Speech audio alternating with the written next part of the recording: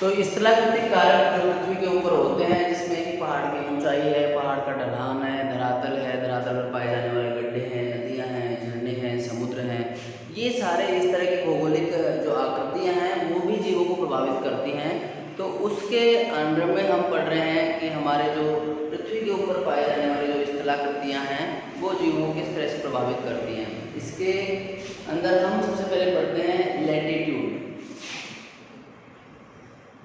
Latitude कहते हैं अक्षांश।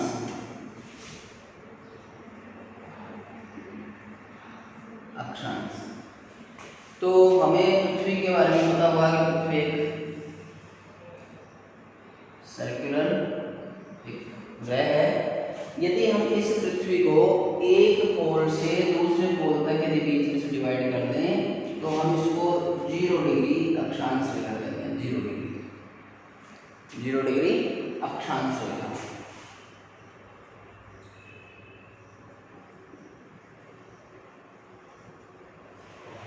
इसके बाद में हम देखते हैं कि ये जो इसके ऊपर 35 के आसपास जो रेखा होती है ये करक रेखा कहलाती है। करक रेखा। इसके बाद ये जो रेखा होती है वो कहलाती है मकर रेखा। ठीक है। इसके बाद ये जो होती है रेखाएं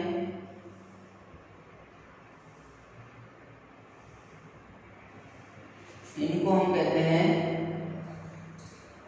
देशांतर रेखाएं।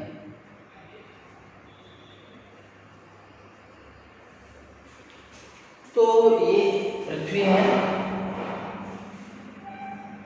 और पृथ्वी को 2 भागों में बांटा जाए। जैसे यदि हम इस तरह से बांटते हैं तो इसको 0 डिग्री कहते हैं और इसको देशांतर रेखा कहते हैं।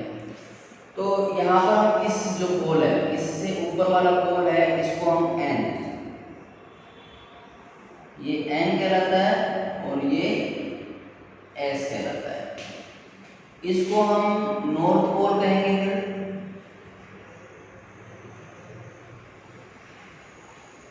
और इस भाग को हम कहेंगे साउथ पोल। उत्तरी ध्रुव एवं दक्षिणी ध्रुव। तो इस तरह से पृथ्वी का जो बीच वाले 2 पॉइंटों को हम जोड़ दें तो जो फर्स्ट रेखा है 0 डिग्री, इसको अक्षांश रेखा 0 डिग्री अक्षांश रेखा कहेंगे। उसके ऊपर की तरफ ये जो रेखा है इसको हम करक रेखा कहते हैं। इससे जो नीचे की तरफ है इसको हम मकर रेखा कहते हैं। तो ये 3 रेखाएं और ये जो ऊपर से नीचे की तरफ जो काटती है इनको हम देशांतर रेखाएं कहते हैं। ये जो ऊपर वाला हिस्सा है ध्रुव, जिसे हम उत्तरी ध्रुव कहते हैं, और नीचे वाला ध्रुव है उसे हम दक्षिणी ध्रुव कहते हैं। तो हम लैटिट्यूड के अंदर अक्षांश रेखाओं के मध्य में हम देखते हैं कि यहाँ से 0 से ये 90 तक और 0 से ये 90 तक 18, 180 डिग्री और ऐसे भी ये 0 से 180 बराबर 360 डिग्री। एक पूरे सर्कल को हम बांटे तो 360 डिग्री में हम डिवाइड करते हैं, जिसमें कि अक्षांश रेखाएं 90 नॉर्थ वाली और 90 साउथ वाली और इसी तरह से 0 से जो देशांतर रेखाएं 180। इस तरह से पूरे सर्कल को 360 डिग्री में हम डिवाइड कर सकते हैं।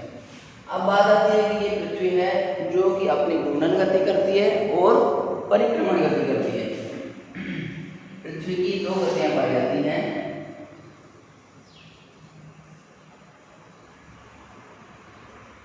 घूर्णन गति एवं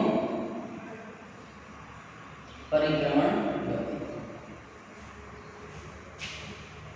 इसके बाद तीसरी चीज आती है वो है 23.5 डिग्री पृथ्वी का झुकाव। पृथ्वी का झुकाव ये 3 पॉइंट हैं जो पृथ्वी को जहाँ दिन रात मौसम ये बनाने के लिए इम्पोर्टेंट रोल प्ले करते हैं। गतियाँ घूर्णन गति करते हैं पृथ्वी, तो सन के यदि सामने है, सन यहाँ पर है, यदि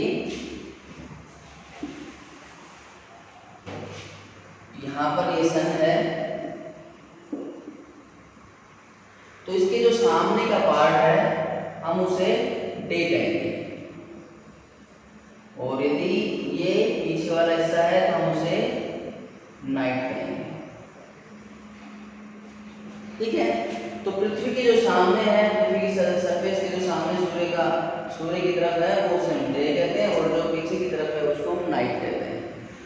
तो यदि हम किसी जीव का देशांतर रेखाओं का और अक्षांश रेखाओं का हमें पता है कि उस जीव की अक्षांश रेखा और देशांतर रेखा क्या है, तो हम उसके बारे में पता लगा सकते हैं कि वो किस पॉइंट पर स्थापित है। यदि मान लो कोई जीव यहाँ पर रहता है इस जगह पर, तो हम कहेंगे कि मान लो कि ये यहाँ पर 20 है, 20 देशांतर है, और यहाँ पर ये 20 ही नॉर्थ अक्षांश है। तो मान लो 20 के ऊपर पाए जाने वाले जीव की जगह यहाँ पर है। अतः हम कह सकते हैं कि यदि हमें अक्षांश और देशांतर रेखाओं की स्थिति पता होती है किसी जीव की, तो हम उसकी परफेक्ट पोजीशन का अंदाजा लगा सकते हैं। तो अब ये परफेक्ट पोजीशन जिस जीव की जहाँ पर है, वहाँ से उसकी समुद्र तल से ऊंचाई कितनी है, वहाँ से समुद्र तल से उसकी नीचाई कितनी है, वो किस तरह से किस भौगोलिक कंडीशन में है, यहाँ पर धूप पड़ती है, गर्मी पड़ती है, यहाँ पर सर्दी पड़ती है, यहाँ पर हवाएं चलती हैं, वो किस पर डिपेंड करता है, वो इस पृथ्वी पर डिपेंड करता है, जो कि ये घूर्णन गति करती है, तो रात दिन उसके परिक्रमण गति करती है। तो ये जब सन से यदि सन से ये पास में आती है तो यहाँ पर ये गर्मियाँ पड़ती हैं, लेकिन यदि ये दूर जाती है तो यहाँ पर ये सर्दियाँ हो जाती हैं। ठीक है, इसी तरह से चक्कर लगाती है, परिक्रमा करती है। उसके बाद में फिर हम कहते हैं कि जैसे सबसे बड़ा दिन हम जून में बताते हैं और सबसे छोटा दिन हम दिसंबर में बताते हैं। तो ये सबसे बड़ा दिन और सबसे छोटा दिन, ये इसकी प्रोसेस है कि यहाँ पर पृथ्वी किस तरह से घूमती है, और यहाँ पर ये जो इसका झुकाव है डिग्री 23.5 डिग्री झुकाव है, उसमें पृथ्वी झुकाव लेके घूर्णन करती है। तो एक गति और प्रदर्शित होती है जिसमें क्या होता है कि ये इस ध्रुव से इस ध्रुव तक लाइट आसानी से पहुँच पाती है। तो पृथ्वी के दोनों ध्रुवों तक आराम से लाइट पहुँच पाती है झुकाव होने के कारण। यदि झुकी नहीं होती तो यहाँ पर north pole and south pole पर प्रकाश नहीं पहुँचता और यहाँ पर हमेशा नाइट होती है। इसके बाद हम देखते हैं कि जैसे दो अक्षांश और देशांतर के बीच यदि हमें फिक्स किसी जीव का पता है तो हम उसकी एक्चुअल पोजीशन का पता लगा सकते हैं कि जीव कहाँ पर है। इसके बाद दूसरा पॉइंट आता है एल्टीट्यूड। एल्टीट्यूड या ऊंचाई। एक जीव की समुद्र तल से ऊंचाई कितनी है, इसे एल्टीट्यूड कहते हैं। तो लैटिट्यूड एंड एल्टीट्यूड, यदि ये दोनों पता है तो हम उस जीव की कंडीशन का पता लगा सकते हैं। लैटिट्यूड से हम पता लगा रहे हैं जैसे कि 0 डिग्री पर है कोई जीव है, तो इसका मतलब यहाँ पर जो दिन और रात बराबर होते हैं, हाईएस्ट टेम्परेचर होता है और ट्रॉपिकल रेन फॉरेस्ट होते हैं। और इसके बाद में यहाँ पर ये जो रेन फॉरेस्ट होते हैं, रेन फॉरेस्ट जो यहाँ पर होते हैं, उसके बाद कोन फॉरेस्ट होते हैं, कोन फॉरेस्ट के बाद में टुंड्रा वेजिटेशन होते हैं। तो ये वेजिटेशन भी डिपेंड करती है कि कौन से अक्षांश पर है और कौन से एल्टीट्यूड पर है। तो एल्टीट्यूड क्या कहलाती है कि ये समुद्र है और समुद्र से ये धरातल है और ये पहाड़ है। तो हम इसे एल्टीट्यूड कहते हैं कि जीव किसी स्पेसिफिक जगह पर है लेकिन वो इससे ऊंचाई पर कितना पर है। मान लो यदि ये इसकी समुद्र तल से ऊंचाई, ये मान लो कि यहाँ पर जीव है, तो इसके ऊपर प्रेशर बढ़ेगा और उसके रहने खाने पीने पर वो सब पर प्रभावित होंगे। यदि जीव यहाँ पर है और यदि जीव यहाँ पर है तो ये इस पर जो क्लाइमेटिक इफेक्ट है वो इस पर डिफरेंट टाइप के होंगे और एक ही जाति का जीव डिफरेंट टाइप की एक्टिविटी शो करेगा। ऊंचाई के साथ में यदि हम जैसे जैसे ऊंचाई पर जाते हैं तो ऊंचाई के साथ में तापमान में परिवर्तन होता है।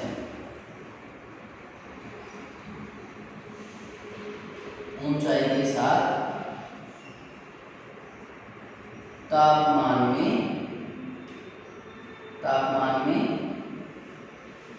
कमी होती है जिसे लैप्स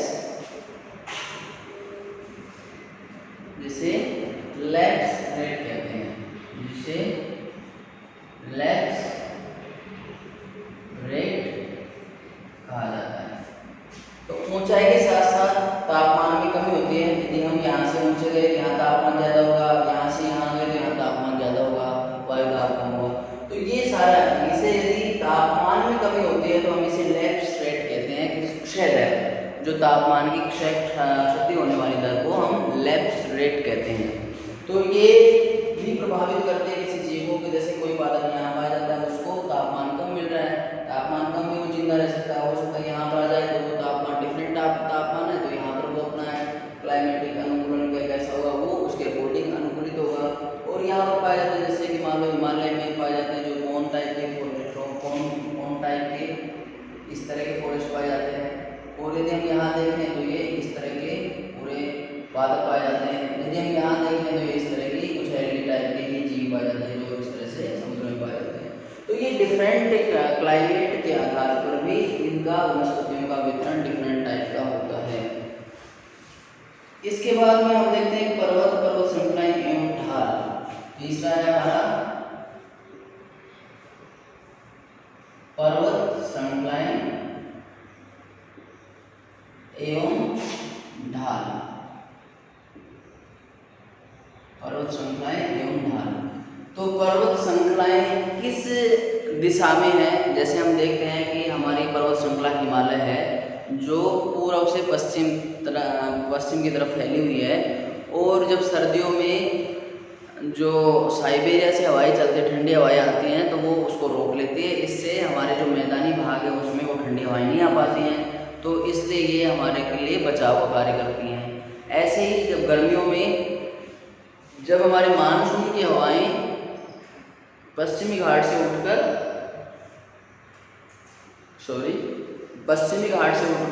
आसाम की तरफ जाती है तो वो उसे टकराती है। टकराने के बाद में वो जो गर्म हवाएं हैं वो संघनित हो जाती है और बारिश होती है, बारिश का मौसम क्रिएट होता है। तो पर्वत श्रृंखलाएं जो किस दिशा में है ये डिपेंड करती हैं। फिर उस पर्वत श्रृंखला का ढलाव कैसा है? ढलाव का मतलब ये है, यदि एक हम सपोज करें कि यहाँ पर ये ढलाव ऐसे है और हवा चलती है ऐसे, तो इस तरफ पाई जाने वाली जो वनस्पति है और इस तरफ पाई जाने वाली वनस्पति दोनों में डिफरेंस होगा। कैसे होगा? क्योंकि इधर हवा तेज आती है तो इधर वो जो बड़े प्लांट है वो नहीं मिल पाएंगे और इधर पाएंगे। जैसे हम इंडिया का जो मैप देखें जिसमें हम इस एरिया को कहते हैं कि पश्चिमी घाट। पश्चिमी घाट और इसको कहते हैं पूर्वी घाट। तो जो पश्चिमी घाट है वो हाई डाइवर्सिटी एरिया कहा जाता है। हाई डाइवर्सिटी का मतलब है कि यहाँ पर जो पहाड़ है वो यहाँ पर पहाड़ी एरिया है और जैसे मानसून होता है वो उसे टकराता है, लेकिन पीछे वाला जो जोन है, पीछे वाली जो जोन है उसमें बारिश नहीं होती है। तो यहाँ पर तो हाई डाइवर्सिटी पाई जाती है, यहाँ पर लो डाइवर्सिटी पाई जाती है। तो इसलिए पहाड़ का जो ढाल है वो भी वनस्पति पर इफेक्ट डालता है कि कौन सी वनस्पति किस तरह से डेवलप हो पाएगी। हमारा अरावली एरिया है, अरावली क्षेत्र जिसे हम हमारे राजस्थान में पाया जाता है और इसका जो दिशा है हम वो देखें तो इस अरावली में से राजस्थान मैप देखें, राजस्थान के मैप में इस तरह से देखें तो यहाँ पर ये अरावली पर्वत श्रृंखला इस तरह से पाई जाती है। जो यहाँ से आसाम की तरफ जो मानसून जाता है वो वापस इधर जाता है। तो ये समांतर क्रम में श्रृंखलाएं पाई जाती हैं, इसलिए बारिश कम होती है।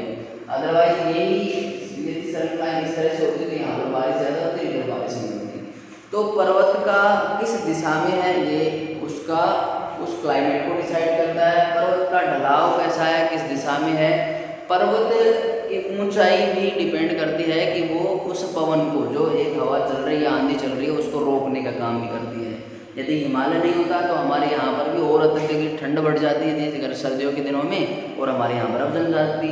लेकिन हमारे हिमालय होने के कारण हमारे यहाँ पर ये सर्दी ज़्यादा नहीं बढ़ पाती है।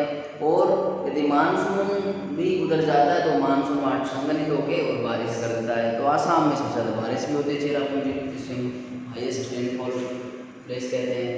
तो इस तरह से जो पर्वत की दिशा है, पर्वत की श्रृंखलाएं, ढलाव है, ये भी डिपेंड करते हैं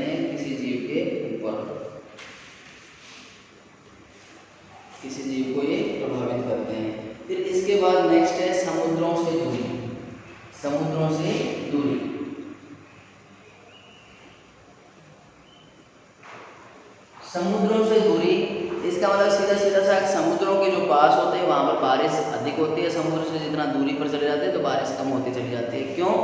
क्योंकि समुद्र से जो भाप बनती है वो बारिश के रूप में जल्दी बरस जाती है। लेकिन एक बात और भी है इसमें कि समुद्रों से दूरी, हम देखते हैं कि जैसे गर्मियों के दिनों में हवाएं चलती हैं धरातल से समुद्र की तरफ, लेकिन जैसे ही गर्मियाँ ख़त्म होती हैं बारिश के दिनों में हवाएं चलती हैं समुद्र से और धरातल की तरफ, इसलिए बारिश हो पाती है। यदि ये हवाएं विपरीत हों तो बारिश नहीं होगी।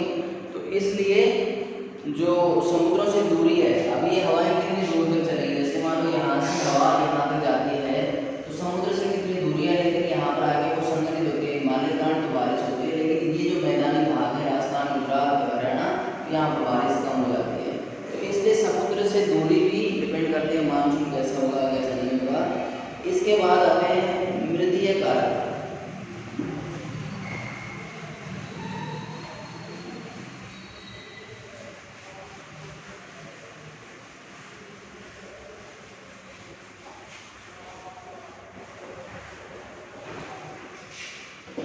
मृदीय कारक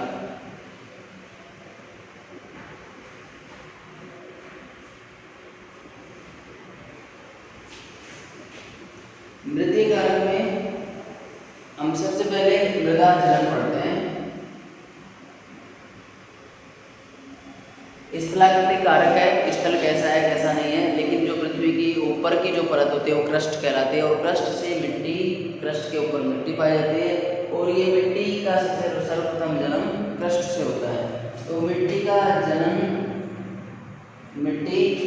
का जन्म कैसे होता है, इसको पेडोजेनेसिस कहते हैं।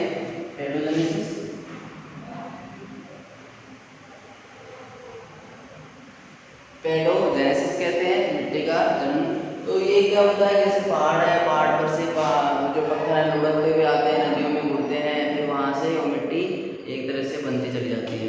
तो साल में एप्रोक्स 0.05 से और 0.5 मीटर तक की मिलीमीटर की एक लेयर पूरे धरातल के ऊपर बन जाती है। इस तरह से इतनी मिट्टी बनती है कि इतना धरातल हमेशा बन जाता है।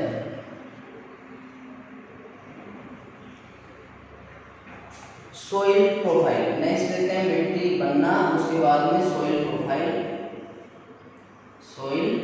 प्रोफाइल। तो मिट्टी जो बनती है इसको हम 5 भाग, मिट्टी जो बनती है उसे हम 4 भागों में डिवाइड करते हैं, A, B, C and D। A, B, C and D, ये 4 भाग मिट्टी के बांटे गए हैं। इसमें मिट्टी डिफरेंट टाइप की होती है। तो ए स्तर, जैसे मिट्टी का हम देखें कि यहाँ पर कुछ कंकड़ पत्थर पाए जाते हैं, मिट्टी का ए भाग जिसे टॉप सॉइल कहा जाता है, और इसी में बी से और डी तक के भाग को सब सॉइल कहा जाता है। बी, सी एंड डी, इसको सब सॉइल कहा जाता है। जो मिट्टी का ऊपरी परत है उसको टॉप सॉइल कहा जाता है, जो मिट्टी का B and C and D जो लेयर होते हैं उनको सब सॉइल कहा जाता है। इसके बाद हम ए स्तर को, जो ए संस्तर है, इसको हम 5 उप विभागों में बांटते हैं। इसको ए जो उप स्तर है, ए संस्तर है मिट्टी का, जैसे उप स्तर में बांटा जाता है, जैसे A00, A00, A1, A2 और A3। तो ये 1, 2, 3, 4 और 5 ये इसके उप स्तर कहलाते हैं। एक ए स्तर के जो ऊपर की मिट्टी पाई जाती है उसके 5 उप स्तर पाए जाते हैं, जिसको A00, A0, A1, 2, 3 में डिवाइड किया गया है। तो A00 वो स्तर होता है जिसमें कि ताज़ा टहनियाँ पत्तियाँ पाई जाती है ना, ताज़ा टहनियाँ पत्तियाँ, लकड़ियाँ आदि पाई जाती हैं। तो ये भूमि की जो सबसे ऊपरी परत होती है जिसमें पत्तियाँ टहनियाँ ऐसी पड़ी रहती हैं, तो वो A00 लेयर कहलाती है।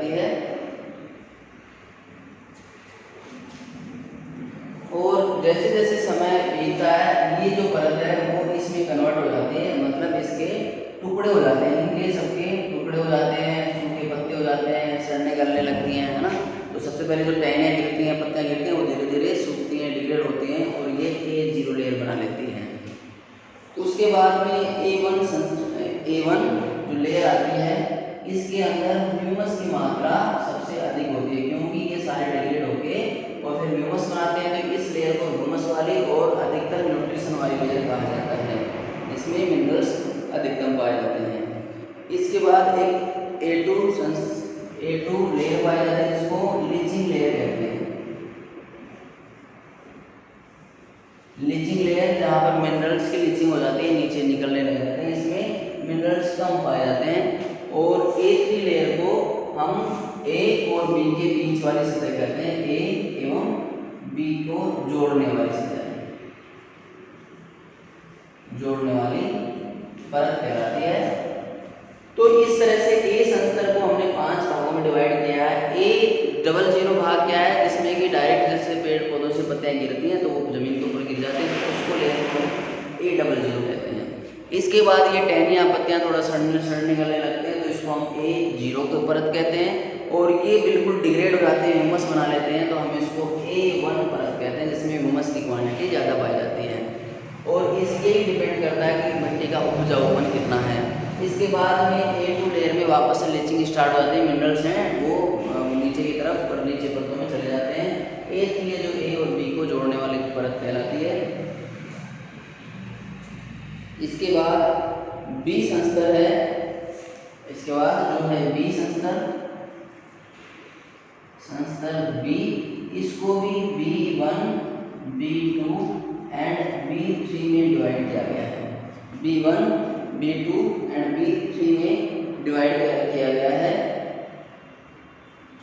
इस परत में सर्वाधिक लवण पाए जाते हैं। ये तीनों परत हैं वो कि भूरे कलर की, थोड़ा सा लाइट कलर की होती हैं। इनमें सबसे ज़्यादा लवण पाए जाते हैं, क्योंकि यहाँ से लीचिंग स्टार्ट हुई थी, तो इस परत में आके ये सारे मिनरल्स इकट्ठा हो जाते हैं और इससे ये हाईएस्ट मिनरल वाली, हाईएस्ट जो लवण वाली परत है, ये कहलाती है B। इस परत में एल्यूमिनियम, लोहे आदि के जो एलिमेंट्स हैं वो आगे इकट्ठा होते हैं और ये ठोस परत के रूप में बना लेते हैं। ये सारी गोलोरी सी रहती है ऊपर की परत, जिसमें कि हम बुआई जोताई करते हैं, इस तरह की होती है। ये धीरे धीरे ठोस होती चली जाती है, क्योंकि इसमें मिनरल्स हैं वो इकट्ठे होते चले जाते हैं। इसके बाद संस्तर C है।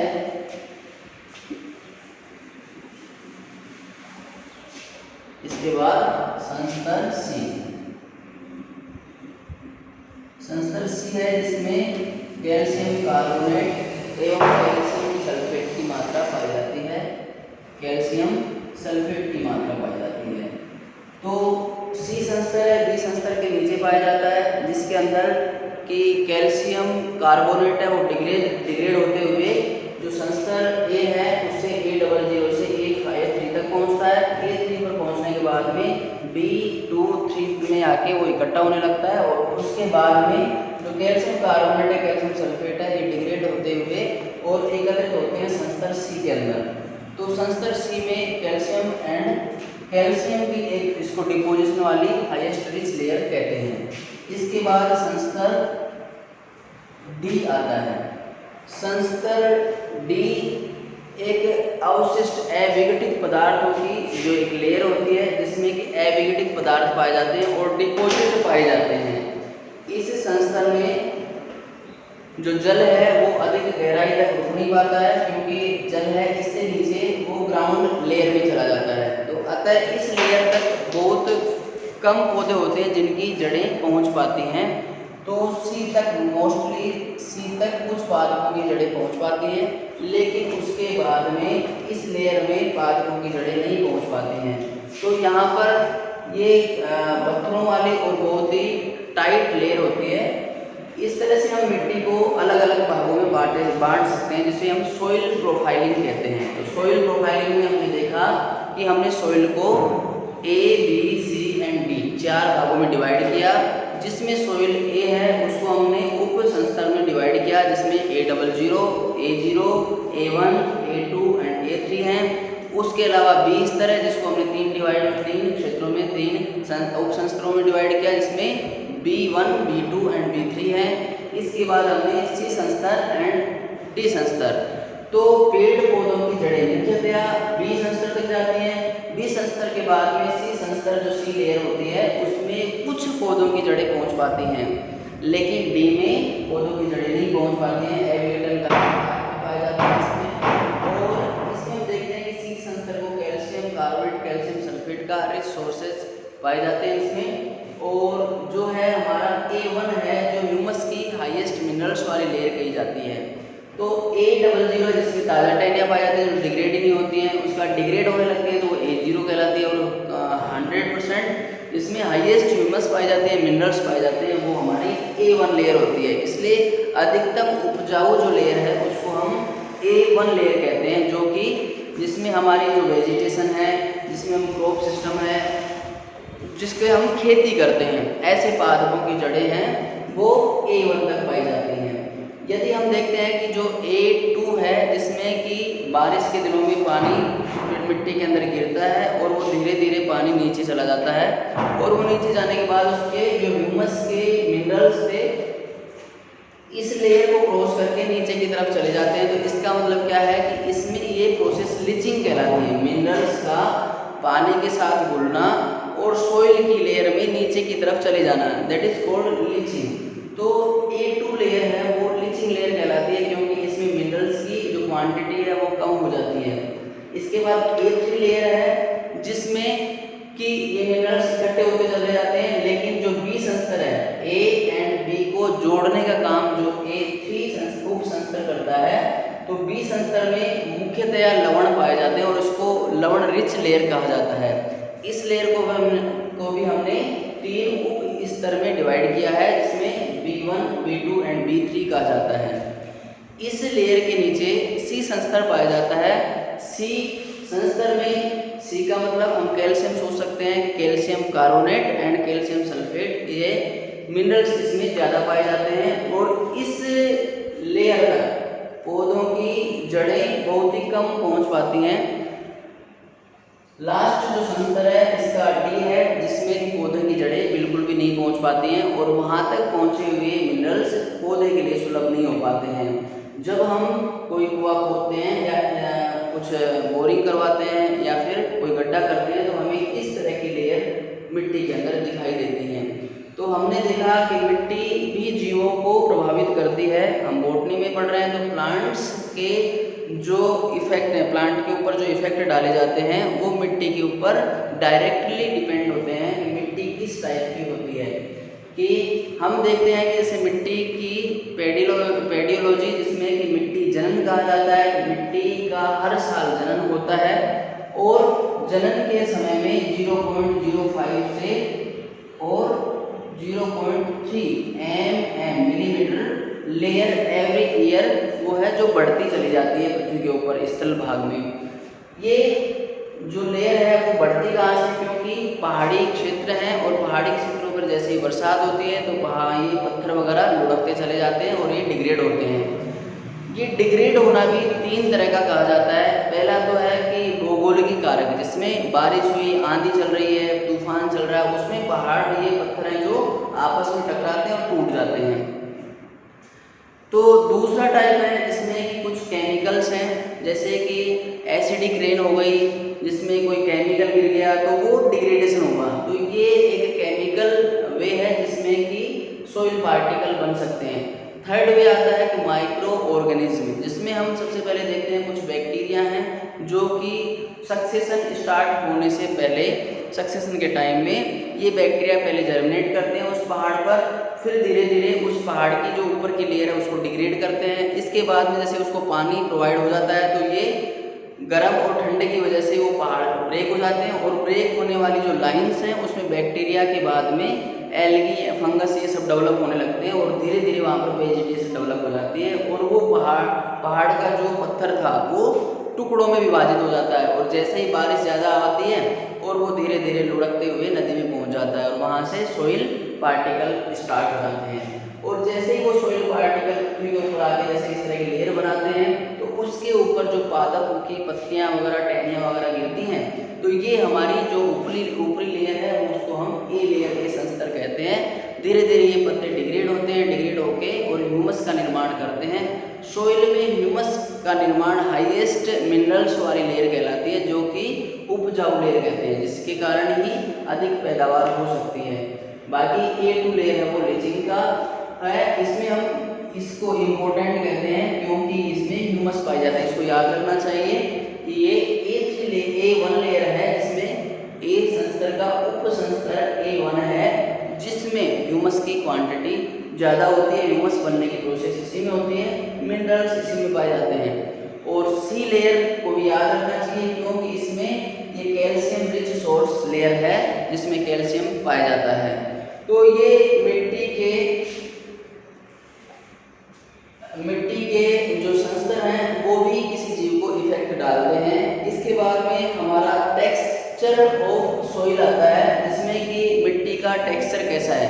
टेक्सचर मीन्स मिट्टी का आकार, मिट्टी के कणों का आकार। तो हम देखते हैं जैसे रेगिस्तान में बालू रेत पाई जाती है, हम देखते हैं कि हमारे खेतों में दोमट मिट्टी पाई जाती है। उसके अलावा गन्ने वाली कपास वाली फसलें होती हैं, वहाँ पर चिकनी रेसे वाली मतलब चिकनी मिट्टी होती है, वो और बारीक कण पाए जाते हैं। अब यदि हम इस टेक्सचर सोइल टेक्सचर के बारे में इसकी एक्टिविटीज़ को देखें, जैसे पानी को एब्जॉर्ब करने की कैपेसिटी किस में ज़्यादा होती है, तो एब्जॉर्ब तो सोइल रेगिस्तान वाली करती है, लेकिन वो अपने अंदर रख नहीं पाती है, उसको एब्जॉर्ब करती है और उसको लीचिंग प्रोसेस के थ्रू वो पानी चला जाता है। दूसरा है कि दोमट मिट्टी है, वो उसको लेती भी है और धीरे धीरे छोड़ती है। चिकनी मिट्टी पानी लेती है लेकिन छोड़ती नहीं है। तो इसलिए ये भी एक क्लाइमेटिक कंडीशन क्रिएट करती हैं पौधों के लिए कि कौन कहाँ पर किस जगह पर पादप अच्छे ग्रो कर पाएंगे। इसलिए दोमट मिट्टी को अच्छा माना जाता है। दोमट मिट्टी में ही ये ह्यूमस की क्वांटिटी ज़्यादा पाई जाती है। इसके बाद हम देखते हैं कि मिट्टी में जो पानी है वो किस तरह से पाया जाता है।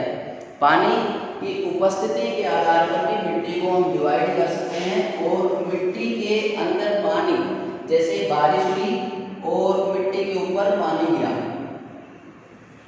मिट्टी के ऊपर पानी गिरा और बारिश होते ही वो पानी बह गया, तो इसको हम फर्स्ट कहते हैं run of water. Run of water कि मिट्टी पर पानी गिरते ही और बह गया, रन ऑफ वाटर कहलाता है। इसके बाद कुछ पानी है जो जमीन में नीचे की तरफ सोखता हुआ अवशोषित होता हुआ चला जाता है, जिसे हम ग्रेविटेशनल वाटर कहते हैं। ग्रेविटेशनल वाटर कहलाता है। इसके बाद कुछ पानी बचता है जो कि नमी प्रोवाइड करता है सोइल को, इसको हम हाइग्रोस्कोपिक वाटर कहते हैं। हाइग्रोस्कोपिक वाटर कहते हैं। कुछ पानी है, जैसे हमने कैल्शियम कार्बोनेट, कैल्शियम सल्फेट की बात की, ऐसे मॉलिक्यूल्स के साथ में पानी बंधा हुआ पाया जाता है। तो अब इसे फोर्थ है केमिकल बाउंडेड वाटर कहते हैं। केमिकल बाउंडेड वाटर कहते हैं। इसके बाद लास्ट है कि कैपिलरी वाटर। कैपिलरी वाटर, इस वाटर को ही पौधे एब्जॉर्ब कर पाते हैं और अपना जीवन यापन करते हैं। फोटोसिंथेसिस रेस्पिरेशन में पानी काम में ले पाते हैं। तो ये 5 प्रकार का पानी है जो सोइल के टेक्सचर पर डिपेंड करता है। मिट्टी का टेक्सचर क्या है, सोइल पार्टिकल का आकार कैसा है, तो वो पानी को कितना अपने अंदर रख सकते हैं, कितनी देर रख सकते हैं और कितने टाइम तक उसको पौधे के लिए सुलभ करा सकते हैं। तो उसके बेस पर ही कुछ पानी ऐसा है जो रन आउट हो जाता है, रन ऑफ वाटर कहलाता है। गुरुत्वाकर्षण शक्ति के कारण कुछ पानी ग्राउंड वाटर, ग्राउंड लेवल तक पहुंच जाता है, उसको ग्रेविटेशनल वाटर कहा जाता है। मिट्टी को नमी बनाए रखने के लिए भी कुछ पानी पाया जाता है, उसको हाइग्रोस्कोपिक वाटर कहते हैं। और कुछ केमिकल बाउंडेड फॉर्म में पानी पाया जाता है, जिसे हम केमिकल बाउंडेड वाटर कहते हैं। बचा हुआ जो पानी है वो ही पौधे के लिए सुलभ होता है, उसे हम कैपिलरी वाटर कहते हैं। तो कैपिलरी वाटर ही पौधे के लिए सुलभ होता है। तो इस तरह से मिट्टी का जो टेक्सचर पढ़ा हमने, मिट्टी का क्लासिफिकेशन पढ़ा, मिट्टी का जनन पढ़ा और मिट्टी में पानी के आधार पर उसका डिवाइडेशन पढ़ा। ये सब मिट्टी को इसलिए हम एक फैक्टर कहते हैं जो कि जीवों को इफेक्ट डालता है और उनको रहने के लिए उसके अनुकूलित कर पाता है। नेक्स्ट क्लास में हम देखेंगे कि ये जो हमारे 2 आकृतिक कारक हैं, इसके अलावा भी और अन्य बायोलॉजिकल फैक्टर्स हैं, जैविक कारक हैं जो जीवों को किस तरह से इफेक्ट देते हैं, वो हम नेक्स्ट क्लास में पढ़ेंगे। Thank you.